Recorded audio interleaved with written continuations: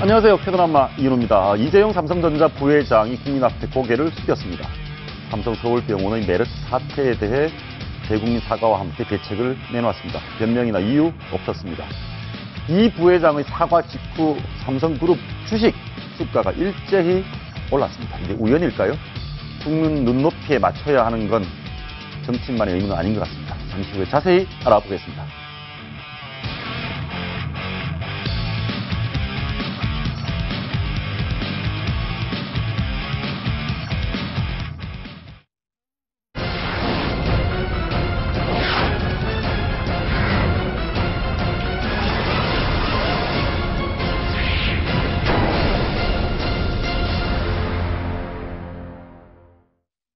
네, 북한 김정은 제1위원장이 김일성, 김정일 그러니까 할아버지, 아버지 배지를 뗐습니다. 왜 그랬을까요? 지난해에 이은 극심한 가뭄, 북한이 제2의 고난의 행군을 할 수 있다 이런 말이 나오고 있습니다. 국내 최고의 북한 전문가 고영환 전 북한 외교관 모시고 자세한 내막 알아보겠습니다. 어서 오십시오. 안녕하십니까.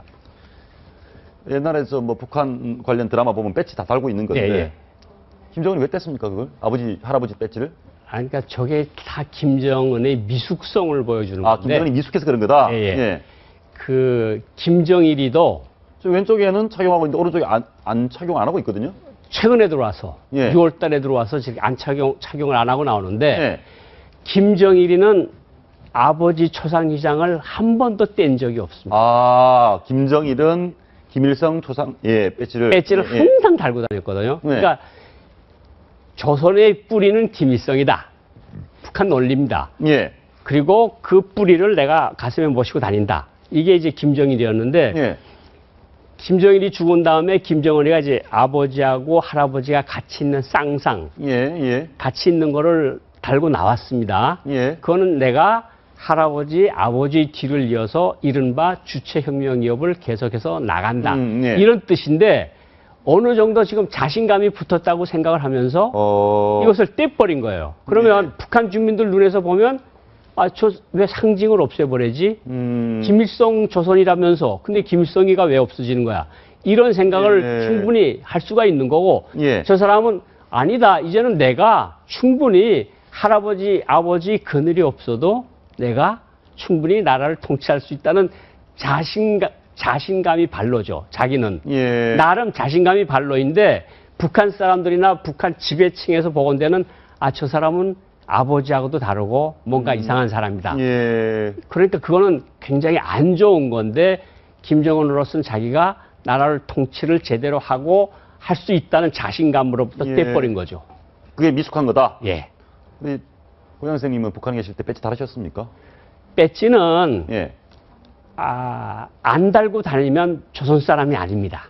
배지가 조선 사람이 아니다? 조선 사람이 아닙니다. 그러니까 저희들이 외교관을 할 때 자꾸 나가면 외교관들이 자꾸 다른 나라 외교관들이 놀리거든요. 마오쩌둥인가 스탈린인가 이거 아는 사람들이 놀려주는 거예요. 김일성인가 뻔히 아는데 김일성인가 아는데 모택동이냐 마오쩌둥이냐 아니다. 그럼 스탈린이냐 아니라 김일성이다. 그런가 이게 놀리는 거거든요. 그러니까 외교단 행사 갔을 때 북한 외교관들이 너무 창피하니까 대사관에서 나갈 때는 달고 나갔다가 행사장에 들어갈 때 떼서 웃주머니에 넣었다가 행사가 다 끝날 때 대사관에서 다시 들어올 때는 배지를 달고 들어오는. 그렇군요. 그럴 정도로 신성시대는 물건이거든요. 그러니까 조선인민이면 무조건 다 달아야 하는 그 배지인데 저 친구는 나는 안 달 거야. 이거 아닙니까 지금. 근데 배지 돈 주고 삽니까? 배지가 국가에 줍니까? 급수에 따라서 여러 가지 종류가 있어요. 원형상이라는 게 있고 가장 비싼 게 이제 조선노동당 깃발이라고 해서 빨간 깃발에 쌍상, 김일성, 김정일이 들어가 있는 게 당상이라고 하고 쌍상이라고 그러는데 있네요, 쌍상. 쌍상은 저건 간부들이 저 사단장 이상이다. 근데 개인이 돈 주고 사서 달면 안 됩니까? 달도 아무 소리 안 합니다. 그건 충성심이 표시인데 다른 사람들이 볼 때 저거 달고 나가면 간부처럼 보이니까 뭔가 있어 보이는 신분의 상징이죠, 저게. 얼마 합니까? 비쌉니까, 저거? 저거 10달러 할 때도 있었는데 지금 올라와서 100달러까지, 그러니까 유동적이죠. 100달러 상당히 비싼데. 근데 김정은이 지금 나는 이제 내 마음대로 통치할 수 있다 자신감이 생겼는데 최룡해가 많이 나오고 있습니다. 최룡해가 김정은 시대의 가장 믿을 만한 신복 맞습니까? 틀림없습니다. 아. 그러니까 할아버지 김일성에게 가장 충실한 사람이 최연입니다. 최현이라는 사람이 인민무력부장을 했는데 최연이가 최룡해의 아버지입니다. 그 최연이 김일성, 김정일에게 충성을 다하다 죽었거든요. 그 아들을 내세움으로써 봐라. 빨산 세대가 나를 후원하고 있다. 나는 백두 줄기에서 태어난 사람이고 백두산에서 같이 싸운 혁명 동지들이 자녀들이 대를 이어서 나의 주변에서 나를 보위하고 나를 옹호하고 있다. 이게 김정은 시대의 어떤 트레이드 마크거든요. 근데 당서열은 최룡해보다는 황병사도 높지 않습니까? 당서열은 황병서가 당 정치국 상무위원이니까 훨씬 높습니다. 훨씬 높고 당 정치국 상무위원이라는 게 지금 김정은하고 최룡해는 당 정치국 상무위원을 딱 떨어져 나와서 정치국 위원이 됐거든요. 그러니까 당 직위로 볼 때는 황병서가 훨씬 위인데 저희들이 북한을 볼 때 최룡해가 2인자다. 황병서가 2인자다. 아니다. 박봉주가 2인자다. 이게 자꾸 바뀌거든요. 북한에서 나오는 서열이 노동신문이나 중앙텔레비전 방송에 나오는 서열이 달라지는데 그거에 따라서 우리가 저 사람이 서열이 올라갔다 내려갔다 자꾸 그러는데 거기에 너무 우리가 신경 쓸 필요가 없다. 2인자면 어떻고 2인자가 4인자가 됐다가 다시 3인자가 되는 게 우리한테 무슨 큰 의미가 있느냐. 그냥 김정은하고 친하기만 하면 되네, 그냥. 그냥 김정은이 마음인 거죠, 자기가. 조금 기분이 안 좋으면 또 5번째가 서. 이번에 그러면 최룡해가 지금 2인자에서 5인자로 밀려났다. 그럼 별거 아니다 이거죠. 그거는 우리가 크게 신경을 쓸 필요도 없고 거기에 너무 많은 의미를 두어서 분석할 필요도 없고 단지 우리가 볼 수 있는 것은 황병서에 비해서 최룡해가 북한에서 가지고 있는 정치적 무게 이것이 황병서에 비해서 훨씬 높다. 그러니까 황병서는 내일이라도 당장 떨어져 나갈 수 있지만 김정은이가 최룡해를 땅바닥에 떨고 버리기는 그렇게 쉬운 일이 아니다. 지난번에 러시아 푸틴을 면담하러 김정은의 특사 밀사 자격으로 최룡해가 갔다 온 게 밝혀졌습니다. 그러면 남북관계 개선되면 우리 박근혜 대통령을 만나러 최룡해가 밀사로 와서 쌀 좀 주세요 할 수 있습니까? 충분히 가능하죠. 왜냐하면 이 군대라고 하는 게 황병서라고 하는 사람이 지금 2인자긴 하지만 황병서라고 하는 사람은 군 총정치국장입니다. 북한군 정치사업을 하는 사람이고 박봉주라는 사람이 지금 최룡해 바로 앞에 와서 3인자 자리에 됐는데 박봉주 총리라는 거는 총리가 어느 정도의 권한밖에 없는가 하면요. 총리가 50만 달러 이상짜리 문건을 결제를 못합니다. 총리는 정말 호수아비고 북한 말에 그런 말이 있거든요. 어느 날 총리로 임명된 집에 저녁에서 그 집에서 곡소리가 나온다. 왜냐하면 떨어져서 죽는 자리거든. 그 자리. 총리가 제일 총리는 경제가 잘못되거나 식량난이 생기거나 가물이 생기면 그때그때 바깥 치우는 사람이거든. 저 사람이 잘못했어. 내가 잘못한 게 아니고. 그러니까 총리로 임명되면 곡소리가 난다. 그 집에서 아주머니나 아들, 딸들이 우는 거죠. 우리 아버지 어떻게 하면 좋아, 이제. 우리 남한도 뭐 수시로 총리가 그래도 고생을 많이 하셔서. 남한은 그래도 뭐 나가서 그래도 장관들이 와서 제대로 뭐 보고도 하고 그러지 않습니까? 북한에서 총리라는 건 정말 호수아비거든요. 그러니까 저런 사람이 오는 것도 의미가 없는데 최룡해는 김정은이 복심이다. 김정은이 복심이다. 그리고 김정은이 든든한 뒷배경이다. 최룡해가 만약에 식량난이 심해지면 박근혜 대통령 찾아와서 쌀 좀 달라. 속에 있는 말을 얼마든지 할 수 있는 사람이다. 하나만 더 물어보겠습니다. 지난번 현영철 숙청됐지 않습니까? 추가 숙청도 가능합니까? 지금 2인자, 3인자, 저거 계속 바뀌는 것도 김정은의 어떤 지시에 따라서 움직이는 거거든요. 그리고 계속해서 지금 사람들이 계속해서 없어지고 있는 거거든요. 그러니까 고위 간부들이 자꾸 없어지니까 나는 이젠 이 자리에서 그만두고 물러나겠습니다 하는 사람들이 그게 트렌드가 될 정도로, 트렌드가 될 정도로 그렇게 되고 있다. 아주 위험합니다. 북한 지금 가뭄 정책이 심각하다고 합니다. 북한 농민들 얘기 한번 들어볼까요? 북한 농민 얘기 저희 준비했습니다. 한번 들어보시죠. 모내기 하는 편이 못 됩니다. 그래서 이 포선을 우리 다 갈아갖고 뭐네 했댔는데 다시 다 갈았습니다. 갈고 강내에서 대파하려고 합니다. 지난해에 이어서 올해까지도 이렇게 가물이 계속되다 나니까 강내가 12입 돼야 되는데 현재 4입도 나오지 않았습니다. 기가 계속 타주고 있고. 제가 저 내용을 보면서 재밌었던 게 과거에는 북한이 내면적인 내부적인 안 좋은 점들은 잘 공개를 안 했지 않습니까? 근데 요즘에는 조선중앙TV도 마찬가지고 노동신문에도 그대로 막 저렇게 힘든 거를 공개를 하더라고요. 저게 북한이 영악해져서 그래요. 아, 영악해졌다. 왜요? 이전에는 북한이 세상에 부러움 없어라. 예. 사회주의 모범이 나라라니까 모든 그 허점들을 다 카바를 하고 숨겼는데 예. 저런 거를 보여주니까 국제기구나 한국이나 도와주는군요. 중국에서 도와주거든요. 예. 그러니까 저 텔레비전 앞에서 이야기를 하는 건데 북한 텔레비전 앞에서 지금 농민들이 저거를 당에서 시키지 않고 저런 소리를 할 수가 없습니다. 우리 힘들어 죽겠다 이 얘기를 우리가 힘들어 죽겠다. 너가 이야기를 하라. 당에서 시켰단 말이죠. 당에서 시킨 거죠. 저게 당에서 모내기가 아주 뭐 절대로 우리는 문제가 없고 다 그렇습니다. 이렇게 말하라면 하는 거고 저거는 당에서 지원을 많이 받아들이기 위해서 멘트를 딴 겁니다. 이렇게 시켜서. 그러니까 북한이 이전에 비해서 굉장히 영악해졌다. 다만 예. 북한에서 가뭄은 예년에 비해서 심하다. 그리고 소양강 댐이 지금 역대 지금 최저치 거의 소양강 댐 그런데, 떨어져 있지 않습니까? 예. 북한은 여기보다 조금 더 심하다고 보시면 됩니다. 연풍호수라는 데가 굉장히 큰 호수인가 봐요. 연풍호수라는 게 큰 호수고 예.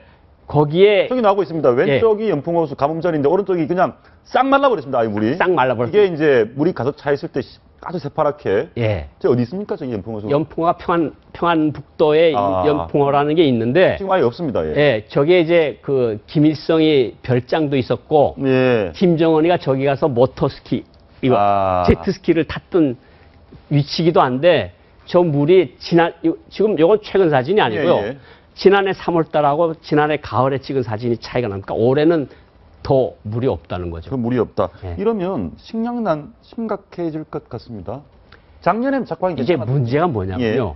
6월 말까지 예. 지금처럼 중부지방에 안 오는 것처럼 비가 안 오면 북한에도 비가 안 온다는 거거든요. 예. 북한에서 곡창지대는 황해남도 지역입니다. 황해남도. 예. 황해남도에서 북한에서 나는 쌀의 거의 절반이 나온다고 해도 예. 과언이 아니거든요.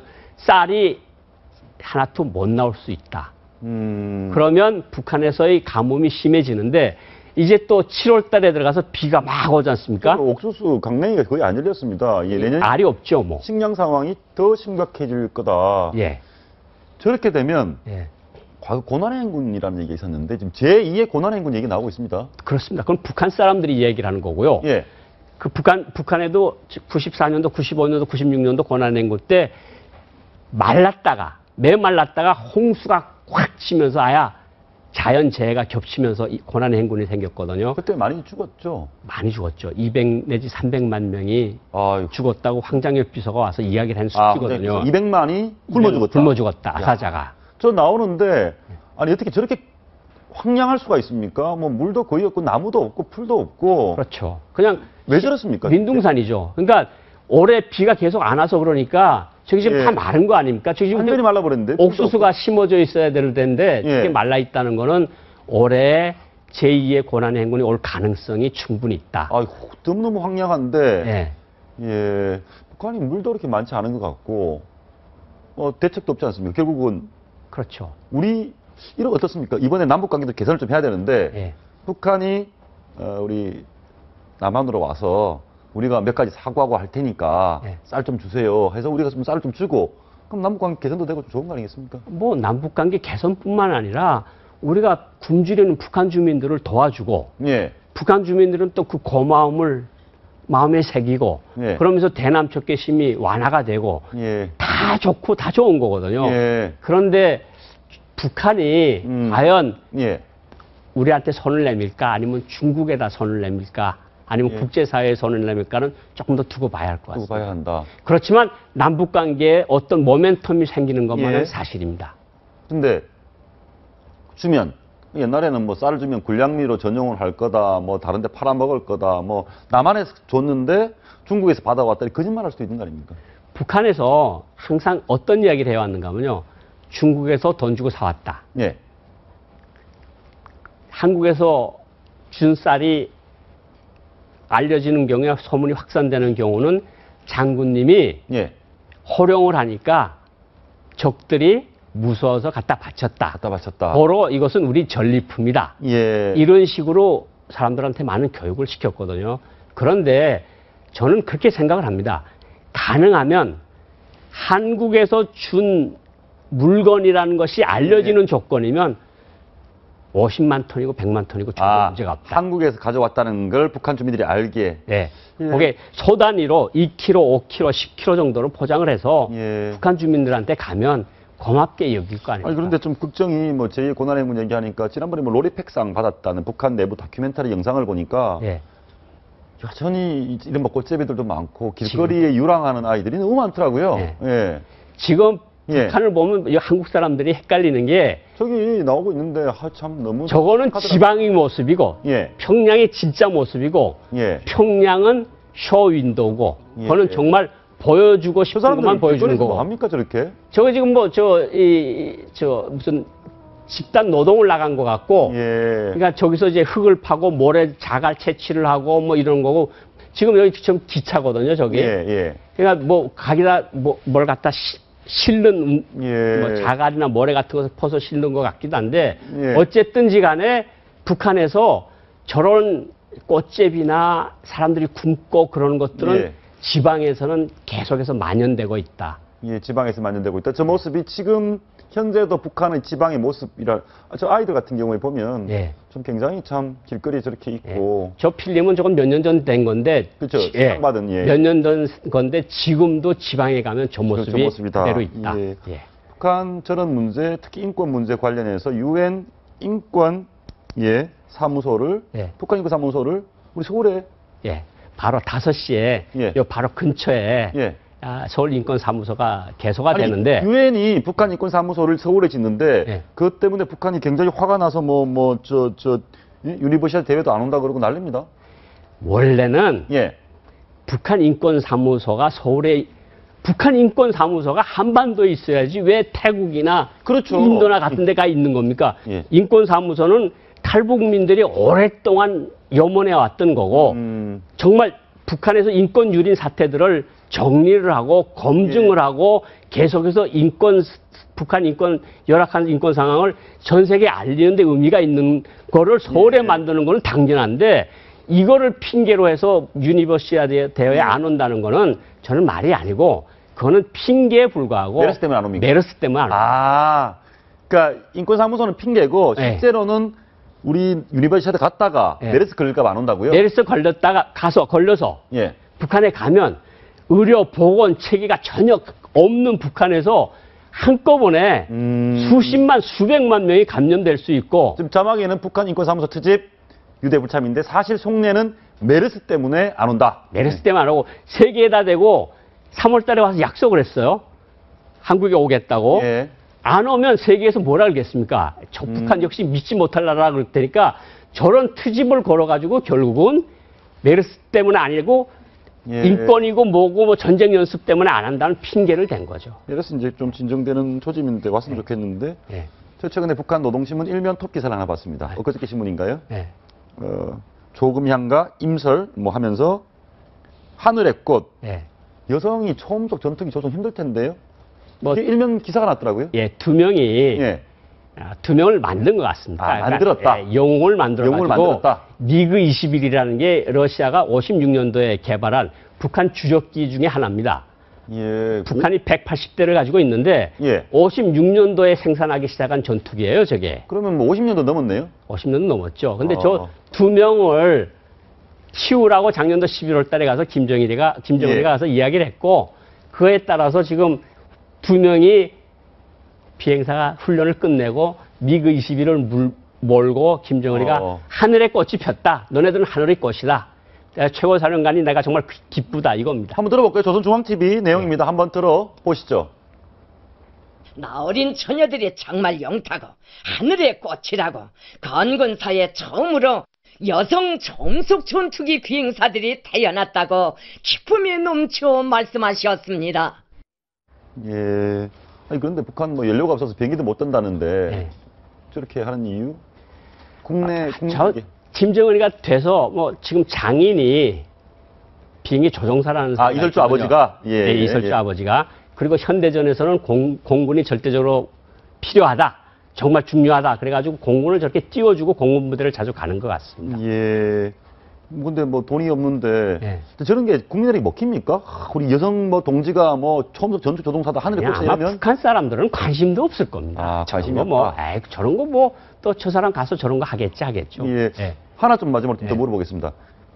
어디 북한 박물관이 어떻게 문을 열었다는 얘기가 있던데요? 그게 앙코르와트 캄보디아에 앙코르와트에 앙코르와트의 북한 만수대 창작사가 2,100만 달러를 투자를 해서 박물관을 만들었는데 어이구. 문제는 그것이 이제 이번 주 내로 개소를 한다는 겁니다. 예, 박물관을 근데 개관한다. 문제는 뭐냐면 앙코르와트 박물관인데 거기에 백두산 천지가 있고 김정은을 형상화한 상징물이 있다는 거죠.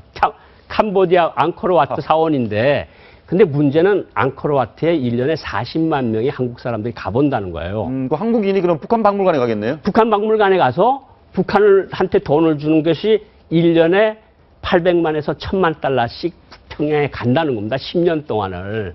그러면 우리나라 국민이 본의 아니게 북한 지원해 주는 꼴이 되는. 북한을 지원해 주는 게 아니고 김정은을 지원해 주는 데 문제가 있다. 김정은 개인 돈이 된다. 개인 돈이 된다는 데 문제가 있는 거죠. 그러니까 예. 저런 거는 우리가 가서 좀 새겨봐야 될 것이 아니냐 이런 생각이 캄보디아 듭니다. 당국과도 협의가 좀 필요할 것 같은데. 예. 뭐 캄보디아는 북한하고도 친하니까 많이 그러니까. 우리 국민들의 그 어떤 양식에 호소하는 수법. 가서 백두산 천지 김정은 생가 보고 오는 게 무슨 의미가 있습니까? 국민들에게도 좀 알리고. 예. 다음번에 출연하실 때는 한번 그 앙코르와트에 있는 북한 박물관을 좀 예, 한번 제가 영상을 보고. 영상을 한번 가져오겠습니다. 예, 알겠습니다. 오늘 말씀 고맙습니다. 감사합니다.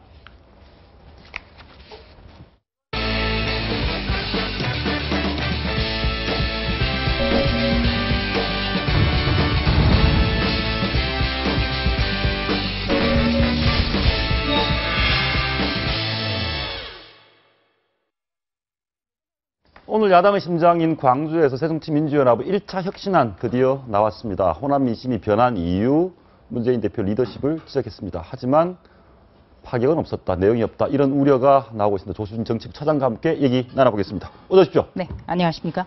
혁신안 뚜껑 열었습니다. 뭐 좀 있습니까? 네. 한마디로 예고 한 대로 오늘 오전 10시 예. 30분에 기자회견을 갖고 김상곤 혁신위원장이 발표를 했는데요. 예. 네, 압축을 하자면 가장 큰 어떤 핵심은 당 지지도와 국회의원의 지지율을 비교해서 공천에 반영하는 공천 지수를 개발하겠다. 이 내용입니다. 이 내용이다. 여러 가지가 있습니다만 가장 대표적인 안이 무엇이냐고 묻는다면 예. 바로 교체 지수를 내서 이것을 적용하겠다. 이렇게 말씀드릴 수 있겠습니다. 그 전에 저희가 이제 보니까 혁신안 이전에 백인들한테 광주에 있는 시민단체 여론을 모아봤습니다.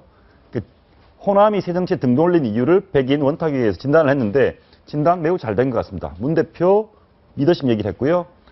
지도부의 리더십 책임이 없다. 계파 분열, 당 정체성이 혼란스럽다.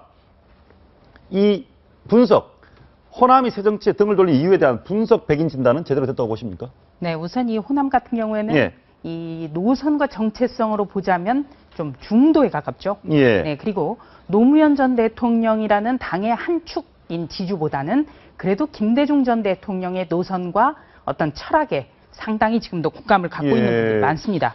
그렇기 때문에 4.29 재보궐선거 이후에 보여줬던 이 문재인 대표 사과하지 않는 부분, 이 부분에 대해서도 바로 이것이 문제다. 이렇게 지적을 한 것 같고요. 예. 그리고 당의 정체성과 노선에 대해서 정비를 해야 된다. 이런 예. 지적이 굉장히 높았죠. 예. 네. 그러면 이 얘기 한번 들어보겠습니다. 문재인 대표의 리더십 부재 얘기는 사실 어제 오늘 얘기가 아니고요. 여러분이 지적을 했는데 쾌도남마 출연해서 한 얘기 한번 들어보시겠습니다. 우리 당의 혁신의 정점은 문재인 대표 책임지고 물러나고 친노 패권 세력 이선으로 후퇴하라. 이것이 가장 훌륭하고 가장 정점의 혁신 아닌데 이 부분에 대해서 혁신위원들이 말 한마디 하는 혁신위원들이 있습니까? 저희가 이 부분을 보는 이유는 백인이 진단을 했습니다. 문 대표 리더십 책임 부재가 제일 큰 문제다라고 했는데 혁신안에 이거에 대한 답이 있습니까? 네. 우선 이 예. 김상곤 위원장이요. 어제 만찬 간담회를 가진 자리에서 이런 얘기를 했습니다. 이 호남의 민심이 예상했던 것보다 훨씬 좋지 않다. 신당에 대한 이야기도 많이 나온다. 그리고 무엇보다도 문재인 대표의 리더십 부재에 대한 의견이 굉장히 많았다. 네, 이렇게 평가는 했습니다. 하지만 오늘 그 혁신안에 담긴 것은 크게 보면 한 4가지 정도로 압축을 할 수 있겠습니다만 전부 다 한마디로 말해서 이 공천과 관련된 방안이다. 네, 그래서 이 혁신위가 진짜 공천이 아니냐라는 어떤 의혹은 더 가중됐다. 이렇게 말씀드리겠습니다. 그러면 가장 첫 번째 문제로 지적된 게 문 대표 리더십인데 이거에 대한 답이 없다면 조경태 의원 다소 과하지만 혁신위는 문 대표 못 건드린다. 짜고 친다. 이 말에 대해서도 뭐 조경태 의원 말도 일리가 있다 이렇게 되는 거 아닙니까? 네, 이따가 이제 오늘 내놓은 혁신안에 대해서는 세부적으로 좀 짚어드리겠습니다만 김상곤 위원장이 기자들이 이렇게 물어봤습니다. 문재인 대표의 리더십, 책임지지 않는 모습에 대해서 굉장히 그 호남에서도 확인을 했는데 혹시 문재인 대표 사퇴 등의 어떤 그 특단의 방안을 제안할 용의가 있느냐 이렇게 물었더니 김상곤 위원장은 그런 것을 논의하는 것은 적절치 않다. 이렇게 답했습니다. 선을 그었네요. 그러니까 이 문재인 대표 체제 하에서 앞으로 공천 문제에서 어떤 획기적인 쇄신안을 내놓고 그거를 추진해 나가겠다. 이런 방안 같습니다. 개파 분열 얘기는 뭐 많이 나온 얘기여서 개파 분열에 대한 진단은 많았습니다. 하나 좀 더 들어보시겠습니다. 비노라고 불리는 사람들은 하나의 조직으로 뭉친, 하나의 이해관계로 뭉친 개파가 아닙니다. 새정치민주연합이라는 울타리 안에 있는 동지들입니다. 개파 문제로 우리 당의 문제를 푼다는 것은 정답이 아니라고 생각하는 것입니다. 왜 하필 신동가 아닌 사람은 새누리당의 세작이다. 이런 막말을 했는지 이것이야말로 막말이죠. 이것이야말로 분열로 가게 하고 갈등을 유발을 시키는 막말인데 좀 지나친 표현이라고 저도 생각을 합니다. 이런 개파 갈등 문제에 대해서는 혁신위가 어떤 해결책을 내놨습니까? 네, 이 개파 갈등 문제에 대해서는 내놓지 않았고요.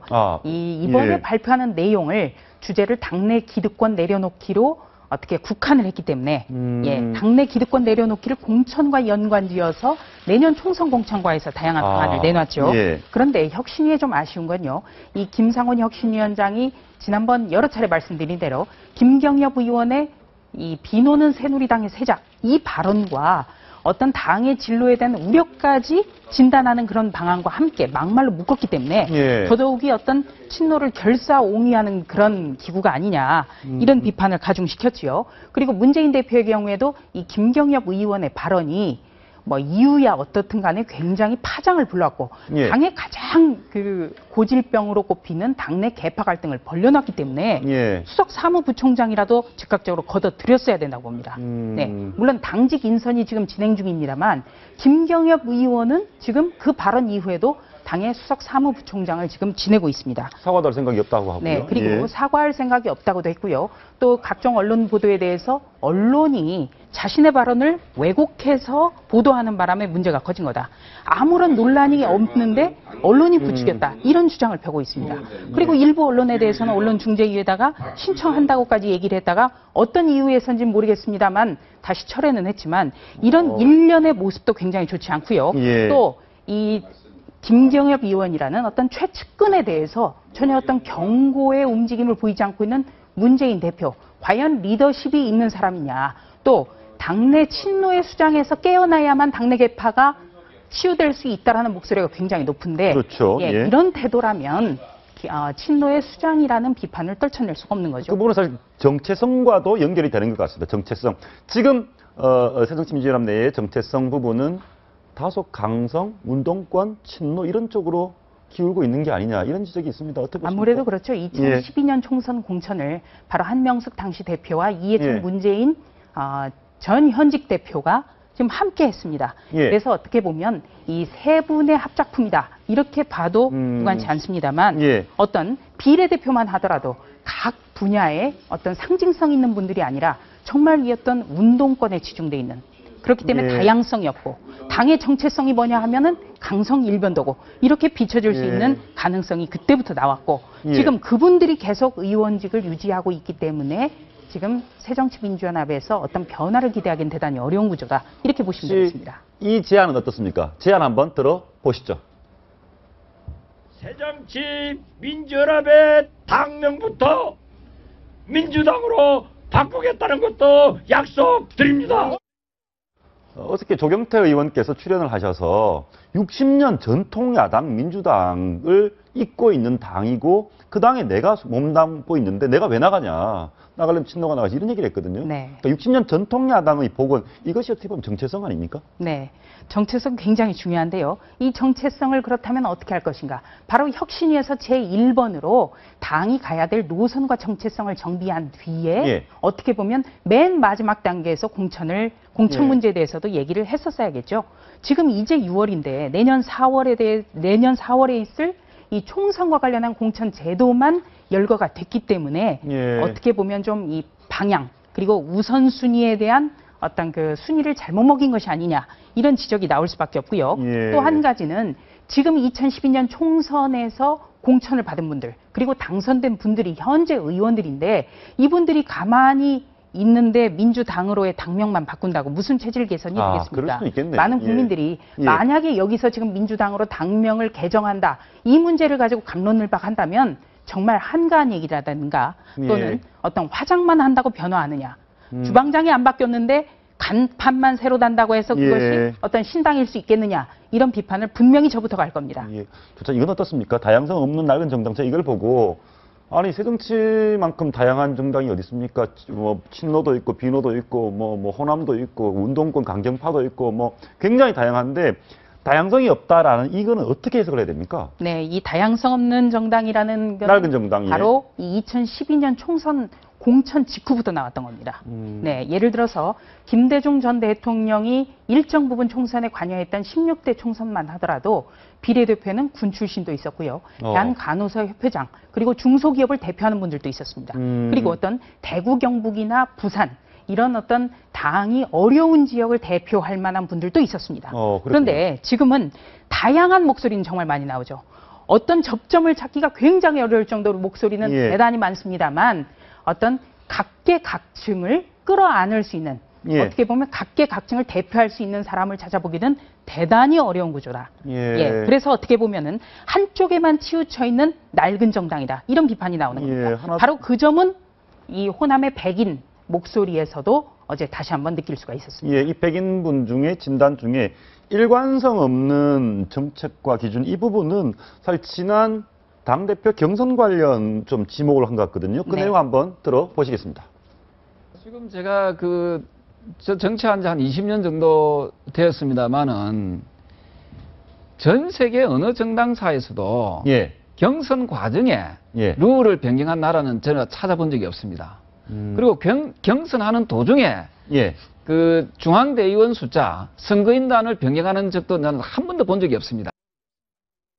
그래서 조경태 의원은 저 부분에 대해서 굉장히 강하게 지적했는데 아무래도 호남에서는 박지원 의원이 대표 경선에서 아깝게 낙선하고 그 부분에 대해서도 좀 아쉬움이 있나 보죠? 일단 박지원 의원에 대한 아쉬움보다도요. 예. 이 당대표가 어떤 적통성을 담보를 하려면 어떤 원칙과 기준이 자신에게 불리하더라도 받아들여야 되는 거죠. 바로 그 점 때문에 2002년 새천년 민주당 대선 후보 경선 때 노무현 당시 후보가 돌풍을 일으켰던 것 아니겠습니까?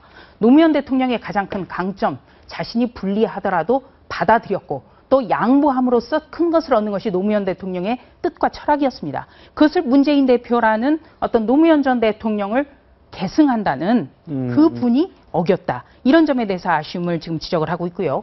또 한 가지는 노무현 전 대통령이 추진해왔던 한미 FTA라든가 또 제주 강정마을의 해군기지 건설 문제라든지 여러 가지 그 전에 정부 때 있었던 일을 지금은 모두가 반대하는 그런 어떤 당 지도부를 보면서 아쉬움이 많았겠죠. 노무현 대통령 때는 지지했던 일들을 그렇습니다. 이제는 바꾸는. 그리고 또 문재인 대표 같은 경우에는 당시 대통령 비서실장 등 청와대에서 5년을 함께하면서 국정을 함께했거든요. 그런데 야당이 됐다고 해서 이런 걸 뒤집는 것이 과연 여당으로 갈 수가 있느냐 이런 점을 또 지적을 하고 있는 거죠. 아무튼 이런 여론을 받아들여서 혁신안을 내놨습니다. 여기에 있는 내용입니다. 설명을 좀 해주세요. 3분의 2 이상 외부위원으로 평가위를 구성을 하고 공천 대상을 지수를 만들어서 이렇게 교체를 하나 보죠. 어떻게 하겠다는 거죠, 이게? 네. 오늘 주요 내용은 조금 전에 말씀드렸다시피 전부 내년 4월 총선과 직결된 사안들입니다. 우선 첫 번째는요, 이 교체 지수를 만들겠다. 교체 지수를 적용해서 이 공천 대상을 정하겠다는 건데요. 이 교체 지수를 만들고 적용하는 기관, 바로 3분의 2 이상 외부위원으로 평가된 평가위원회를 구성해서 상시적으로 운용을 하겠다. 이런 내용입니다. 그렇다면 교체 지수는 어떻게 만들어질 것이냐. 이 부분에 대해서는 앞으로도 논의가 있어야 되겠지만 지금 많이들 나오는 것이 새정치민주연합의 정당 지지율보다 어떤 의원 개개인의 지지율이 낮을 경우에는 공천에서 배제하는 것이 아니냐. 예. 그렇다면 호남 같은 경우에는요. 새정치민주연합이 아무리 인기가 낮다 하더라도 보통 40% 정도가 나옵니다. 그런데 호남의 의원 대부분은 재선 내지 3선 의원 이상의 중진 의원급이 대단히 많습니다. 그렇기 때문에 새정치민주연합의 지지율보다 높을 수 있는 의원이 과연 몇이나 되겠느냐. 예. 그렇다면 이것이 호남 물갈이로 이어질 수 있는 것 아니냐. 있겠네요. 이렇게 보고 있고요. 예. 또 한 가지는 지난 2012년에 새누리당이 이 교체 지수를 적용을 했었습니다. 그 결과 이 대구에서는 70% 이상의 현역 의원이 교체가 됐죠. 아이고. 네, 예. 그리고 김무성 대표의 경우에도 공천 배제가 됐었습니다. 네, 그때 김무성 대표 같은 경우는 102종군하겠다 이러면서 그 결과를 받아들였습니다만 지금 새정치민주연합 같은 경우에는 이른바 천정배 신당, 호남 신당, 중도 신당 이런 다양한 신당 논의 구조가 나오기 때문에 이런 어떤 교체 지수가 어떻게 만들어지고 예. 어떤 방향으로 가느냐에 따라서는 이것이 신당으로 또 탈당으로 이어질 수 있다. 예, 그 점을 좀 눈여겨보셨으면 좋겠고요. 예. 또 이 막말 행위 평가도 해서 좀 반영이 되겠다. 네. 이것은 이제 여러 차례 지금 김상곤 혁신위원장이 얘기를 했습니다만 그렇다면 혁신위가 당 윤리심판원 이 위에 있는 구조가 되는 그러네요. 네, 예. 그런 것도 조금 논란이 될 수 있는 소지고요. 또 기소가 되면 당직을 박탈하겠다. 네, 이것은 조금 새로운 내용인데 지금 한명숙 대표 같은 경우에 이 정치자금법 위반 혐의로 대법원에서 지금 그 확정형을 기다리고 있습니다만 고법에서도 유죄 판결 받았죠. 예, 예. 중요한 것은 소급 적용되지 않는다는 겁니다. 그러니까 앞으로의 혐의에 대해서만 기소가 되는 경우 당직을 박탈하는 그런 부분을 검토하겠다. 예. 이렇게 주요 내용을 기소된다고 할 수가 다 있겠습니다. 유죄는 아닐 텐데. 네, 그리고 또 한 가지는요. 지금 뭐 지역위원장 같은 경우에 선거 120일 전에 사퇴토록 하겠다. 이런 오늘 방안을 내놨는데 예. 이것은 어떻게 보면요. 지난 김한길 안철수 전 대표의 경우에는 이 120일 전이 아니라 180일 이전에 내놓도록 하겠다. 이런 방안을 내놨기 때문에 이거는 오히려 후퇴했다라는 얘기가 나오는 후퇴한 거죠. 거네요. 네. 예. 예. 네. 그리고 또 재보궐선거의 원인을 제공한 경우에는 그 해당 지역 재보선에서 공천자를 내놓지 않겠다. 무공천하겠다. 이런 내용도 나왔습니다만 이 역시 올 1월에 안철수 전 대표가 발표한 내용이기 때문에 이거는 새로운 내용이 아니다. 이런 지적이 나옵니다. 그래서 바로 이 두 가지, 이 평가위원회를 구성하고 교체 지수를 현역 의원들에게 적용하는 방안이 더 비상한 관심을 끌을 수밖에 없는 겁니다. 근데 외부위원이라는 게 외부위원 영입할 때 성향이 있지 않습니까? 자기랑 뭐 친한 성향이 비슷한 성향의 사람을 영입을 해서 그 사람이 판단해서 교체를 해버리면 의도적으로 누군가를 떨쳐낼 수 있는데 이용될 수 있는 거 아닙니까? 네, 그렇습니다. 바로 그 점 때문인데요. 예. 이번 어떤 혁신위의 구성을 보고도 이 이른바 중도 비노기에서 굉장히 반발이 컸거든요. 그래서 어떤 외부위원으로 평가위를 구성을 하느냐, 그리고 앞으로 교체 지수를 어떤 기준으로 할 것이냐. 그래서 이것이 그 어떤 호남 물갈이라든지 대대적인 중진 물갈이 이런 걸로 이어지게 될 경우에 당내 분란은 좀 커질 수밖에 없고요. 이 점에 있어서 앞으로 김상곤 혁신위원장이 얼마만큼 중립성이 담보되는 발언과 행동을 해 나가느냐 여기에 어느 정도 달려 있다고 보시면 되겠습니다. 이 부분에서 뭔가 물갈이를 인위적으로 하려는 조짐이 보이면 탈당하지 않습니까? 천정배 신당 여기에 정대철 고문이 한마디 하셨네요. 어떤 분이 가실지 한번 들어보시겠습니다.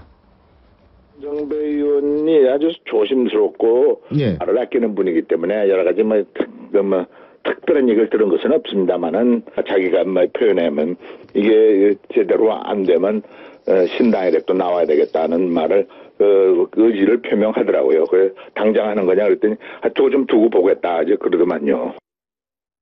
신당 되는 것 같고 뭔가 탈당도 곧 있을 것 같습니다. 네, 일단 두고 보자라는 발언이 굉장히 좀 의미심장한데요. 예. 지금 메르스라든지 여러 가지 그 산적한 문제가 많기 때문에 지금 신당을 나간다고 해서 뭘 창당한다고 해서 힘을 받을 수는 없습니다. 그리고 가장 중요한 것은 이 신당의 깃발을 들 수 있는 사람, 대선 후보 정도가 돼야 가능한 거죠.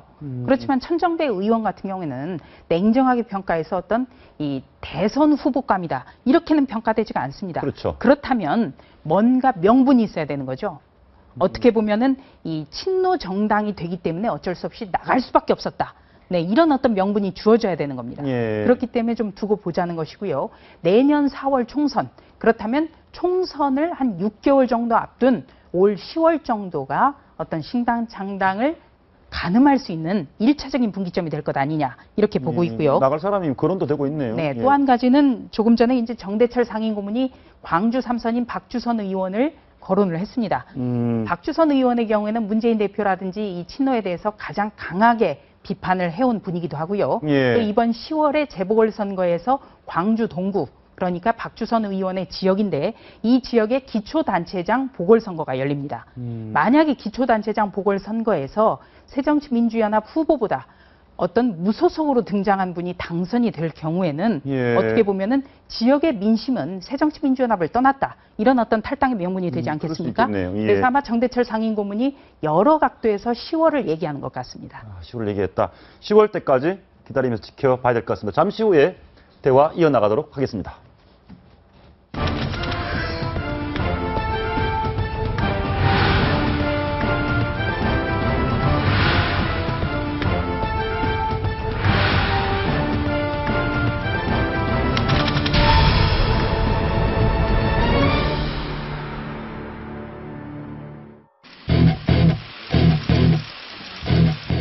제 자신 참담한 심정입니다. 책임을 통감합니다.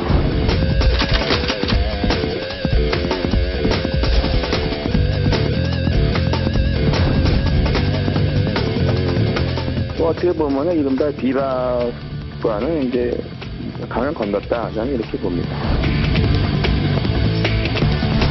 마약하고 있는지 안 했는지 한번 확인해 봤으면 좋겠습니다.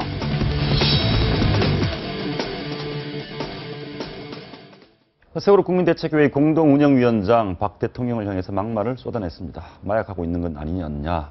압수수색을 해봐야 한다. 너무 심한 얘기들을 했네요. 유가족들은 제발 폭도로 매도당하지 않게 해달라. 이런 얘기까지 대책회의 측을 향해서 사정을 하고 있습니다. 신지호 전 새누리당 의원, 황태순 정치평론가 그리고 조순 차장 계속 함께하겠습니다. 어서 오십시오. 오늘 네. 화제의 인물은 삼성전자 이재용 부회장 아닌가요? 네. 오늘 이런 얘기를 하신 덕분에 화제의 인물이 됐습니다. 이재용 부회장 얘기 한번 들어보시겠습니다. 국민 여러분께 너무 큰 고통과 걱정을 끼쳐드렸습니다. 머리 숙여 사죄합니다.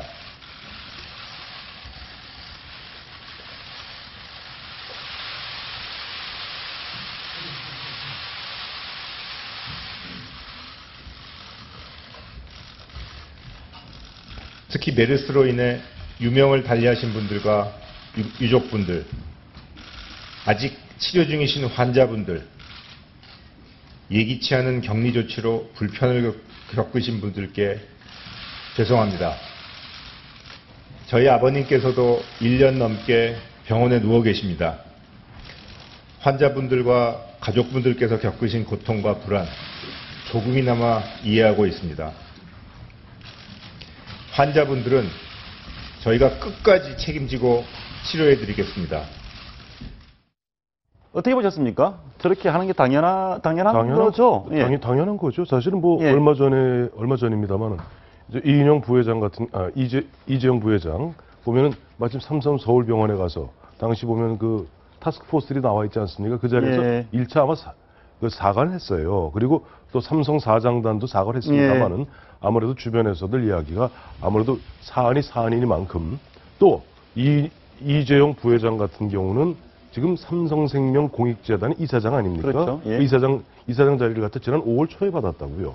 그러니까 이건희 회장에서 지금 이재용 부회장으로 어떻게 보면 자연스럽게 어떻게 예. 보면 좀 승계되어가는 과정에서 첫 시험대죠. 첫 시험대에서 뭔가 좀 확실한 어떤 입장 표명이 있어야 되는 것 아니냐. 뭐 거기서 이재용 지금 부회장 보면은 오늘 짧아야 A4 용지 한 장 정도 예. 내용입니다만은 뭐 충분하게 나름대로 보면 그 어떤 사과할 부분 사과하고 앞으로 또 대책 예. 방향 이런 거 아주 근데 잘했어요. 사과한 직후에 삼성그룹 주가가 엄청 올랐습니다. 삼성화재, 삼성물산, 삼성전자 다 올랐거든요. 영향이 있는 겁니까? 저는 뭐 주식시장은 잘 모르겠고요. 좀 제 의견이 다른 게 이 사과가 너무 늦었고요. 내용도 알맹이가 별게 없습니다. 그런가요? 요즘 시중에서는요.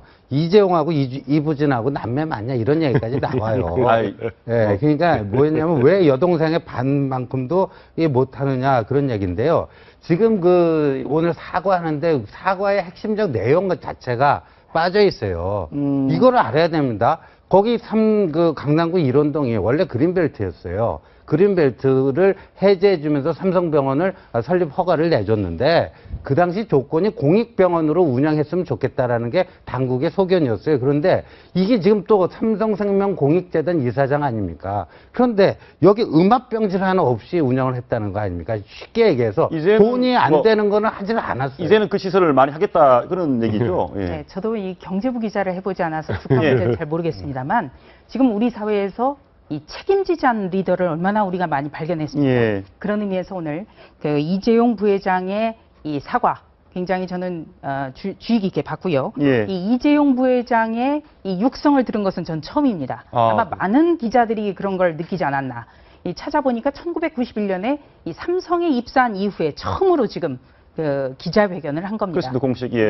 그런 점에서 그리고 또 한 가지는 이 저희 아버지께서도 1년 넘게 이 병원에 누워 계신다.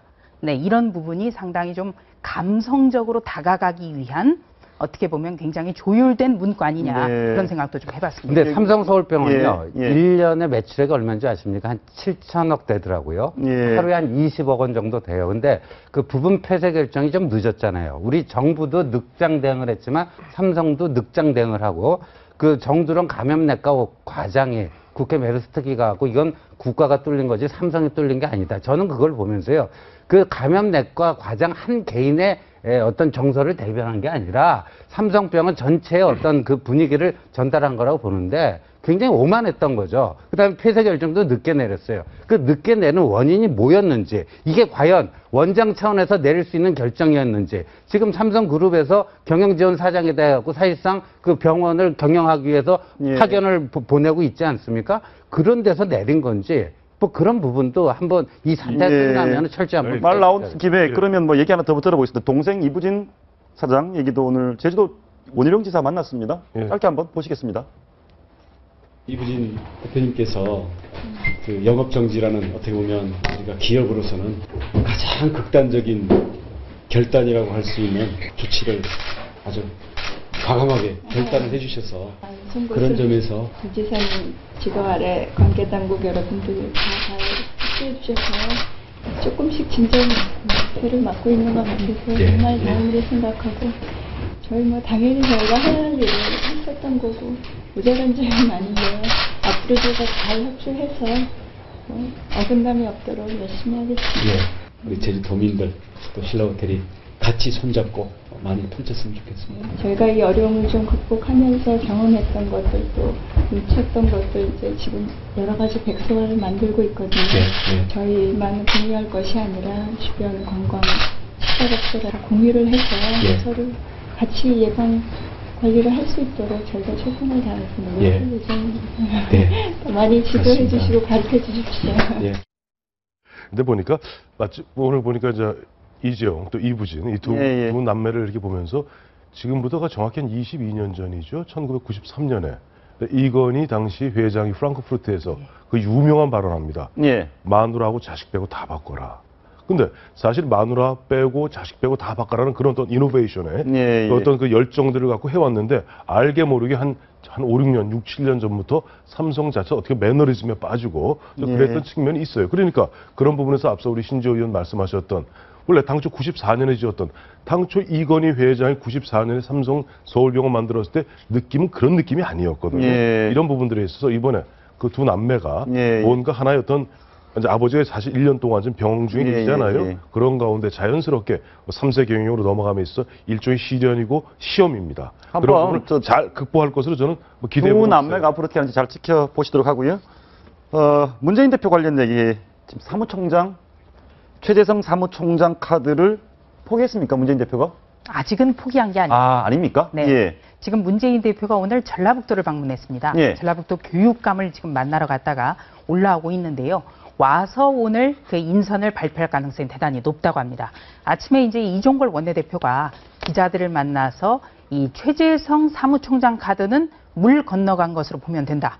문재인 대표가 마음을 바꾼 것 같다. 이렇게 얘기를 해서 이제 정말 그렇다면 최재성 사무총장 카드는 접은 것이냐 이런 관측이 나왔습니다만 예. 이종걸 원내대표의 말만 액면 그대로 믿기는 좀 어려운 거 아니냐 이런 정황들이 지금 나오고 있습니다. 예. 네. 예. 근데 노영민 의원을 노영민 의원이 카드로 부상했는데 노영민 의원은 문재인 대표 문골이라면서요? 이게 문직이 대표 아니에요. 예, 문직이 문직이란 모임이 있어요. 네. 문재인을 지키는 모임이 문직이에요. 그럼 거기 리더가 바로 노영민 의원이거든요. 그 사람이 사무총장 해서 그냥 그게 보면은 사실 이종걸 원내대표가 비꼬듯한 얘기입니다. 그게 뭐냐면 우리가 뉘앙스를 좀 기자분들이 그냥 뉘앙스를 최재성 카드는 안 된다.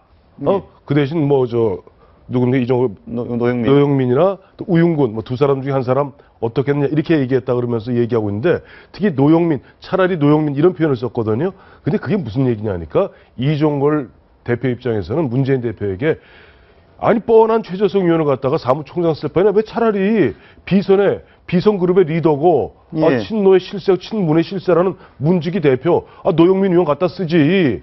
그 얘기거든요. 그러니까 예. 그건 노영민 의원을 갖다가 대안으로 내건 것이 아니라 노영민, 최재성 어떤 카드를 쓰던 그런 카드 쓰면 당 깨진다 하고 경고한 거예요. 경고한 거다. 그래서 저는 좀 이 관전하고 있는 것이요. 네. 이종걸 원내대표가 오늘 굉장히 강하게 이 최재성 사무총장 카드가 물 건너갔다라고 얘기를 했기 때문에 만약에 최재성 사무총장이 인선이 강행이 된다면 이 당대표와 원내대표 사이가 굉장히 띠걱거릴 수밖에 그러네요. 없습니다. 물 건너갔다고 했는데 임명 강행하면. 네. 예. 그래서 그 점도 좀 눈여겨야 될 그 포인트라고 좀 생각을 예. 하고요.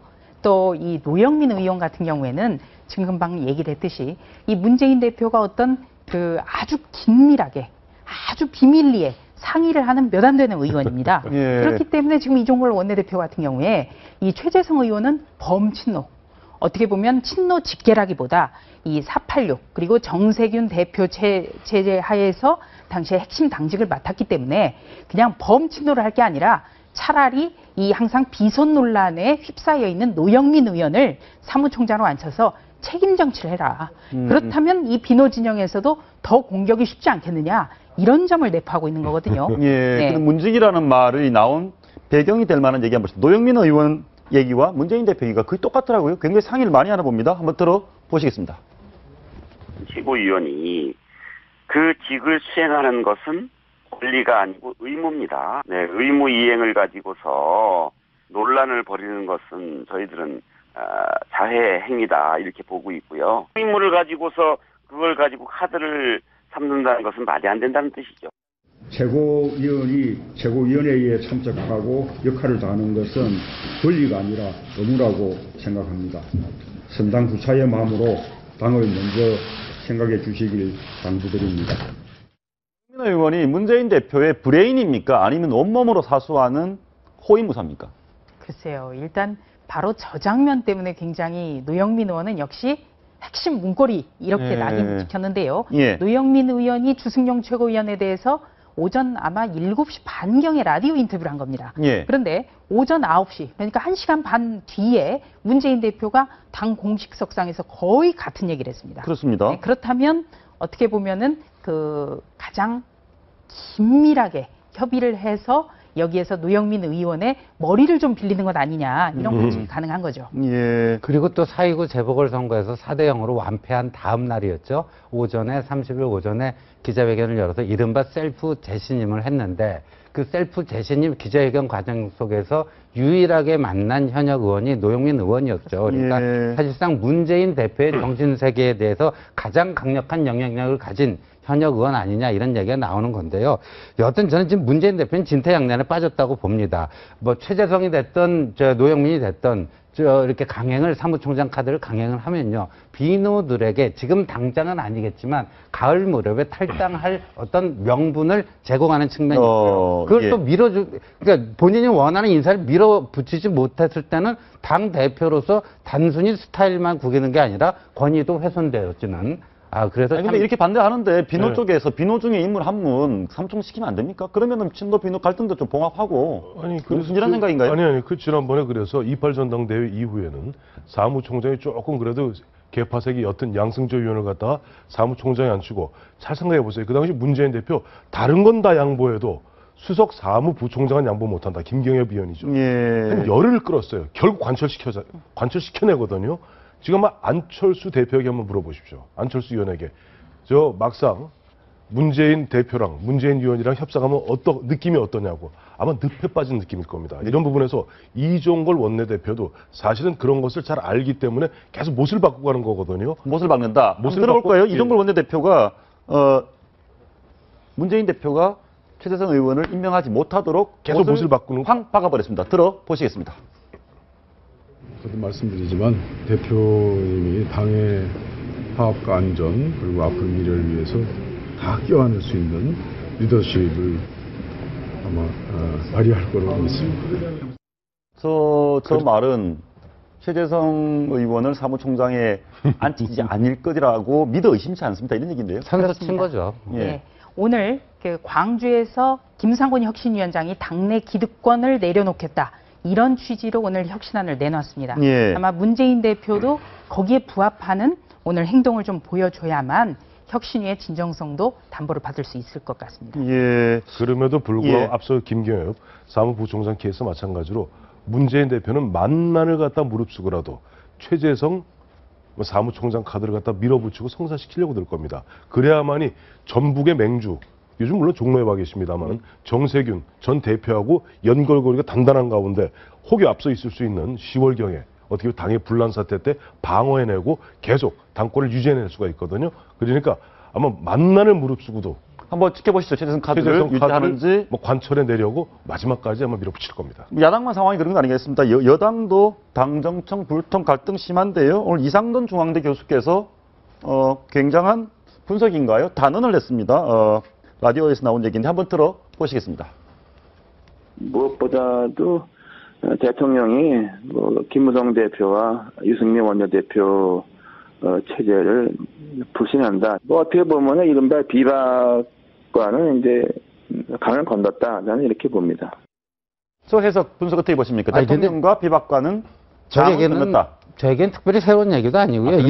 이상돈 교수는 이제 박영선 비대위원장 시절에 민주당 가서 한다는 그 정도인데, 이제 지금의 집권 3년차의 당청 관계는요, 지금 이상돈 교수가 얘기했던 것처럼 무슨 강을 건너고 이런 게 아니라 미워도 같이 할 수밖에 없는 순간이 있는 거고, 또 갈라지는 순간이 있는 거고, 붙었다 떨어졌다를 여러 번 반복하는 게 보통 집권 3년차에 일반적으로 나타나는 당청 관계입니다. 근데 그걸 완전히 강을 건넜다 이건 아니고요. 지금 김무성 대표의 행보를 잘 보시자고요. 이 국회법 개정안을 두고 이른바 유승민 원내대표와 청와대의 갈등이 벌어졌을 때 지금 청와대 쪽에 의중을 맞춰줬잖아요. 맞춰줬다가 오늘 아침에 나온 얘기가 뭐냐.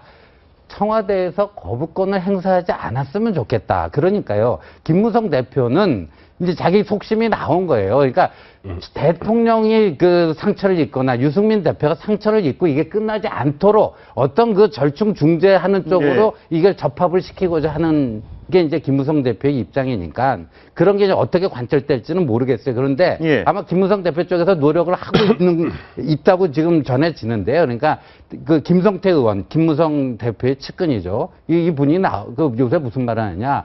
청와대에 좀 들어가서 대통령하고 허심탄회한 대화를 통해서 김무성 대표가 이게 메르스 때문에 힘들고 또 이제 경제 살리기 힘들고 그런데 거부권 행사에서 당내 갈등 있고 또 국회와 청와대 간의 갈등 있고 이런 거 하지 말고 이런 건 예를 들어서 헌법재판소로 좀 보내놓고 일단 이렇게 좀 해야 되지 않느냐 건의를 하고 대통령이 그걸 수용하는 형식으로 이렇게 정치적으로 크게 풀어야 되지 않느냐 이런 얘기들이 나오고 있습니다. 이상돈 교수 같은 경우에는 새누리당의 박근혜 캠프에도 있었고 또 비상대책위원장 시절에 비상대책위원으로 호흡도 맞췄습니다. 그렇기 때문에 지금 여권의 기류를 어느 정도 알고 있는 분인데요.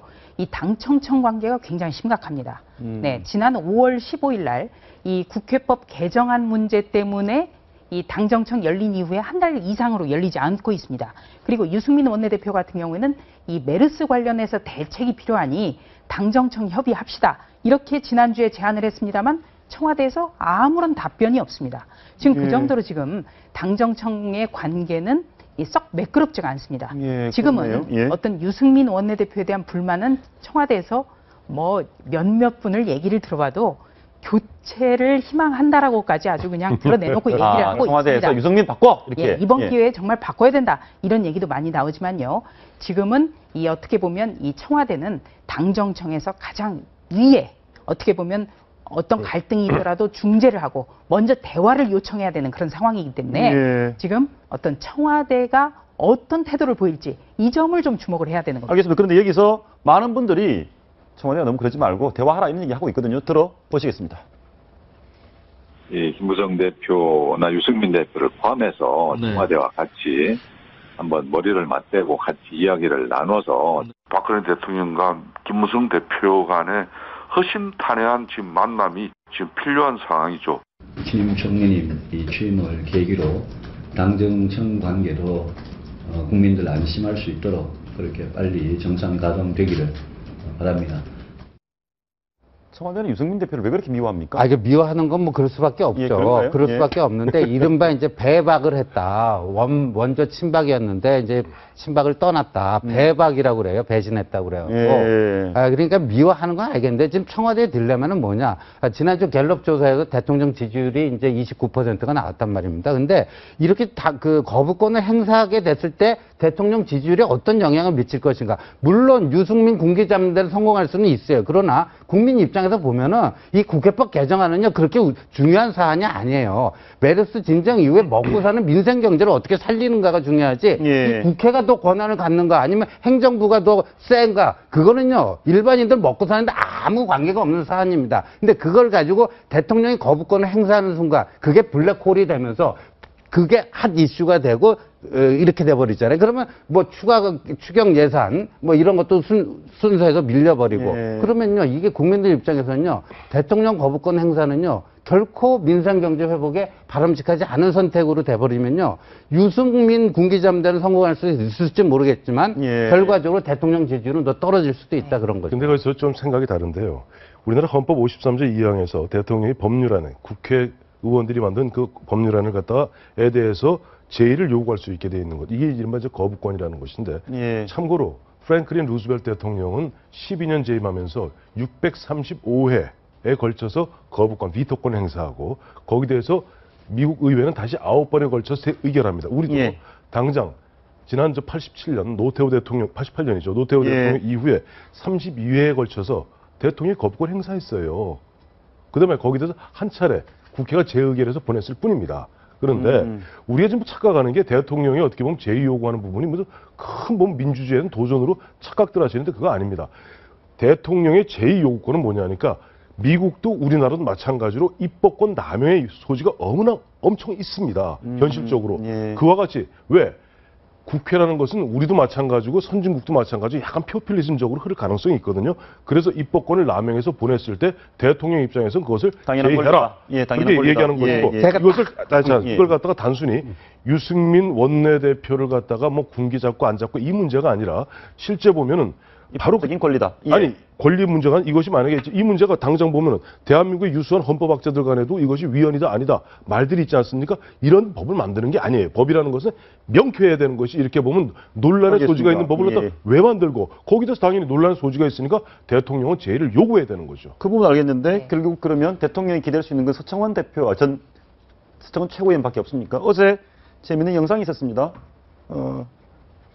이분이 서청원 새누리 최고위원에게 어제 행사장에서 뒤에 서 계시지 마시고 앞으로 오셔야죠. 딱 한 분한테만 읽겠습니다. 한일 의원연맹 회장이니까. 회장이기도 하고 또 뭐 공무원연금법 합의 당시에 항상 어떤 박근혜 대통령의 의중을 대변해줬다. 이에 대한 고마움도 분명히 있겠죠. 그리고 이 국회법 개정안 부분 분명히 대통령 거부권 행사할 수 있습니다. 헌법에 보장이 돼 있습니다.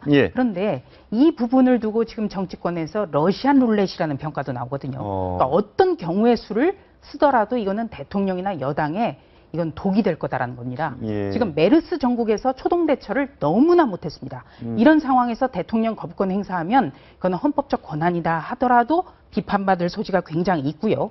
또 국회에서 재의결이 되는 것도 모양새가 좋지 않고 또 제2에 붙였을 때 가결이 되면 이거는 대통령에 대한 굉장한 부담이 되고요. 예. 또 부의가 되면 또 유승민 원내대표는 물러나야 됩니다. 그래서 지금 새누리당 김무성 대표라든지 새누리당의 중진 의원을 비롯해서 제발 청와대가 좀 대화에 물꼬를 터줬으면 좋겠다. 이런 거를 촉구하고 있는 겁니다. 제가 짧게 한마디만 덧붙일게요. 영어에서 이런 경우, 이런 상황 잘 쓰는 표현이 있습니다. 법률적으로는 맞다. 그러나 정치적으로는 맞지 않다. 지금 박근혜 대통령이 명심하셔야 될 명제가 전 이게 아닌가. 대통령께서 법률적 선택을 할지 정책 선택을 할지 지켜보도록 하겠습니다. 오늘 말씀 고맙습니다. 캐노라마 마치겠습니다. 시청해주신 여러분 고맙습니다.